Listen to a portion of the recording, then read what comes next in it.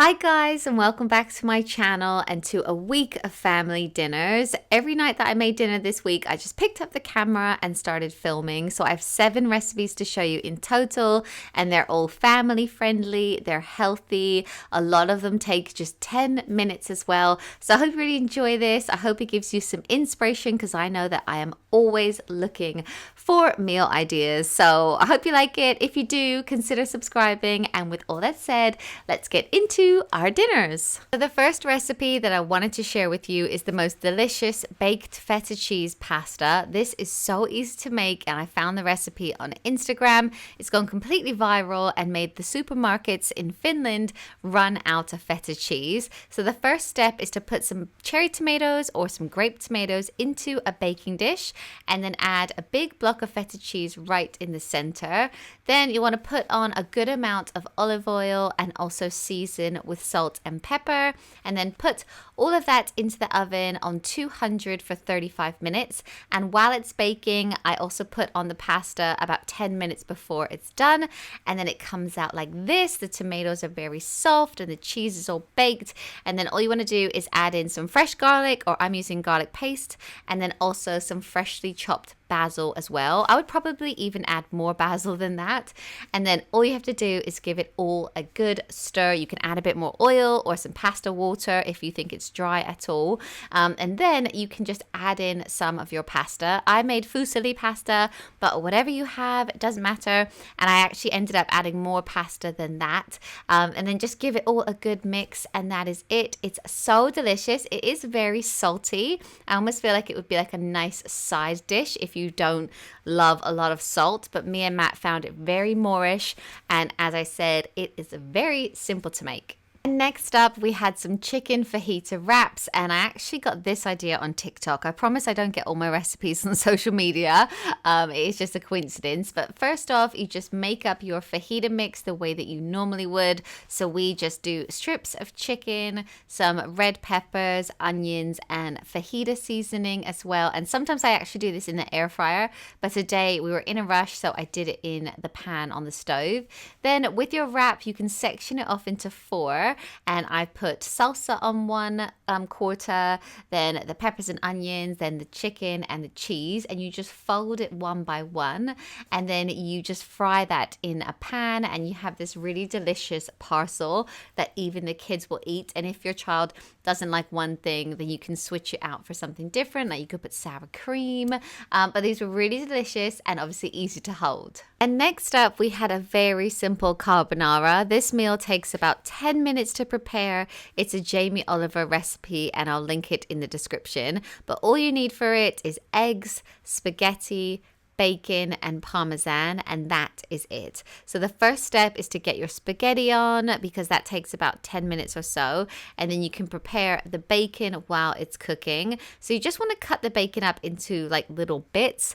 So I'm using some scissors to do this, and then you're going to put them into a hot pan just with a tiny bit of oil, and you just want to cook those until they get a bit more crispy. And while they are in the pan, you can start beating up your eggs.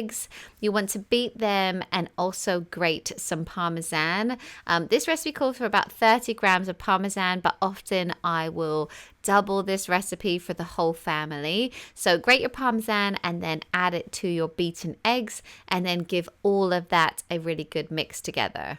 Then once the spaghetti is cooked, you'll want to turn down the heat on your frying pan and add that to the bacon. Give it a little bit of a mix before then adding over the beaten egg and parmesan mix. And again, you don't want the pan to be too hot or the egg will start to scramble. But if you put that on top and then start stirring and just keep it moving so that you get a nice silky sauce, you can also keep aside a little bit of the pasta water to add that in as well to make sure it is like that nice silky sauce. But then all you have to do is plate it up. You can add a bit more parmesan to it. You could also add some greens as well. I really like this dinner, and so do the kids. Matt says it fills a hole, but it's a nice one that the kids will probably love. And next up, we had chicken schnitzel, and this is one of the most requested meals in my house. The boys love to eat this just with chips and some veggies. It is like homemade fried chicken, but I don't mind as much because I know exactly what's in it.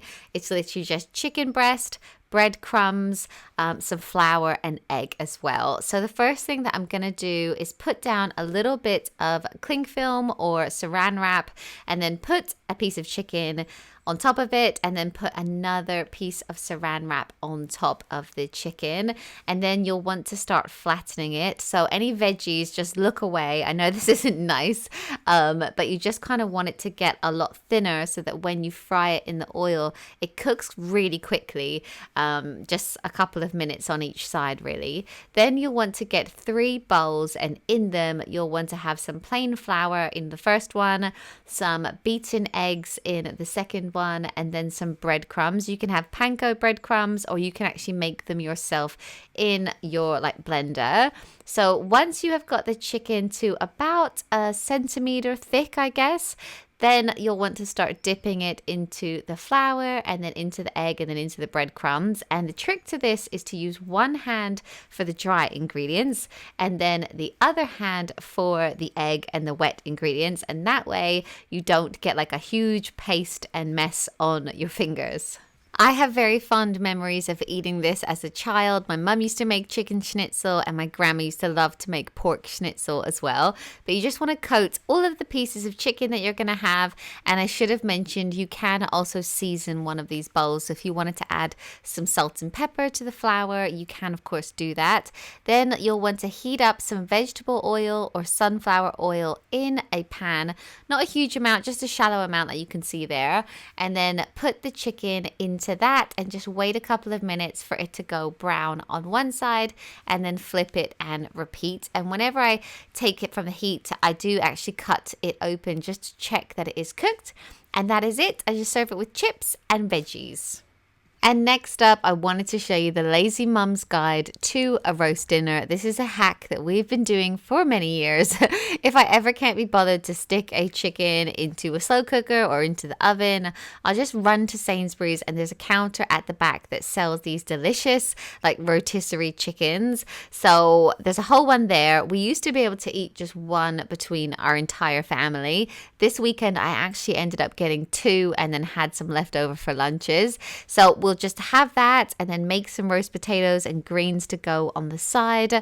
Or we also love to get this chicken and just serve it with garlic bread and salad. That's another very simple dinner that we've been making for a long time. The kids really like this chicken.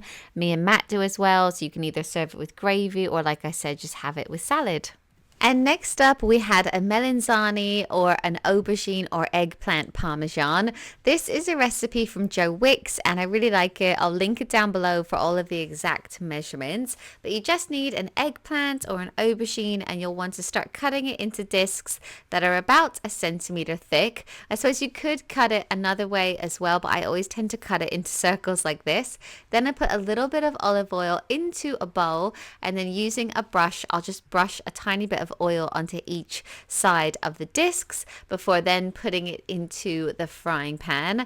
So while it's then in the frying pan, I will actually brush the other side with olive oil. But you just want to get it to be a little bit brown or golden before taking it out of the frying pan, and then adding in some garlic cloves or garlic paste like I'm using here. You'll also want to add in some tomato puree, and then some chopped tomatoes as well. And I'm using 2 cans here because I actually doubled the recipe. Then give all of that a good mix, and then you'll want to add in a little bit of red wine vinegar, also some oregano or oregano, however you say it, a good amount of that. And then you'll want to put half of that tomato mixture into the bottom of a baking dish, and then put all of the aubergine or eggplant on top of that. You can almost overlap them if you need to.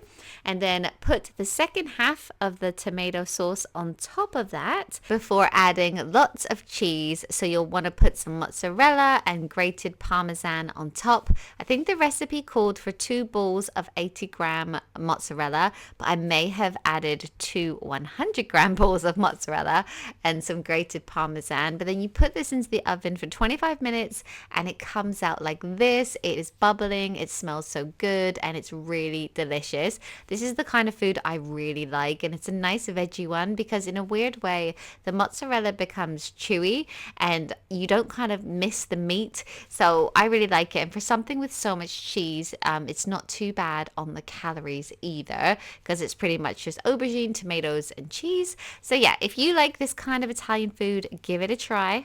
And we also had some egg fried rice, and this is such a quick, easy family dinner that is also great if you have any leftover chicken or fish. This is a Jamie Oliver recipe, so I'll link it down below. But today we're using some pre-made basmati rice, some spring onions, some eggs, soy sauce, sweet chili sauce, and some tofu as well because we're still eating vegetarian at least 3 to 4 nights per week. So the first thing is to chop up your spring onions, and as you can see, Matt's doing it there. I think there are about 5 or 6 spring onions there, so he's just going to cut them into small bits and then put that into a frying pan with a little bit of oil.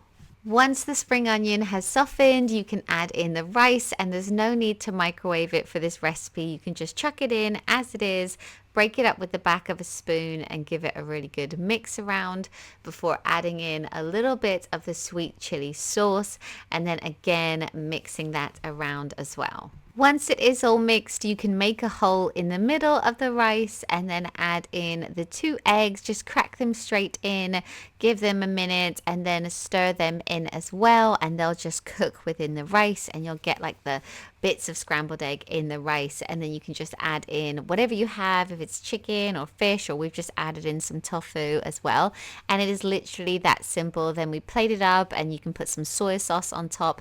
The boys really like to have soy sauce on theirs, and that's it. A very simple dinner that is ready in 10 minutes. But I hope you really liked these recipes that we had this week. Let me know in the comments which one was your favorite, and I'll see you in my next one. Bye guys.